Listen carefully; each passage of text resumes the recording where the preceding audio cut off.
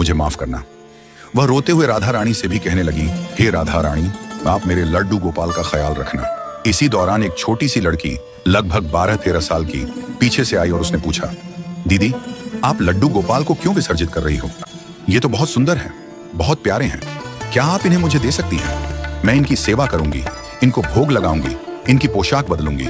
यह सुनकर वह लड़की थोड़ी राहत महसूस करने लगी और उसने मन ही मन तय किया कि वह लड्डू गोपाल को उस लड़की को दे देगी जो उनका सम्मान और सेवा करना चाहती थी। उसने लड्डू गोपाल को उस लड़की को सौंप दिया और कहा, तुम मेरे लड्डू का ध्यान रखना।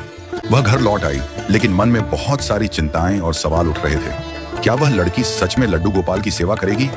क्या वह उन्हें खिलौना समझकर खेल नहीं लेगी? रात को उसने यह सब सोचते हुए आंखें बंद की और सो गई। रात को उसे एक स्वप्न आया। स्वप्न में वह लड़की लड्डू गोपाल को हाथ में लिए हुई थी और राधा रानी का रूप धारण किए हुई थी। उसने कहा, तुम चिंता क्यों करती हो?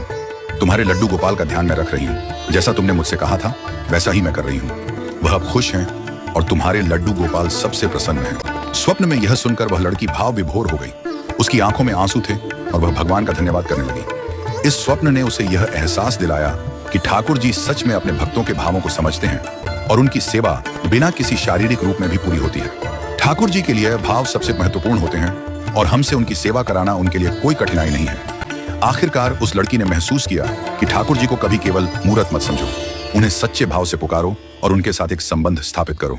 जब आप उनसे दिल से बात करेंगे तो वह आपकी सेवा खुद करवा लेंगे।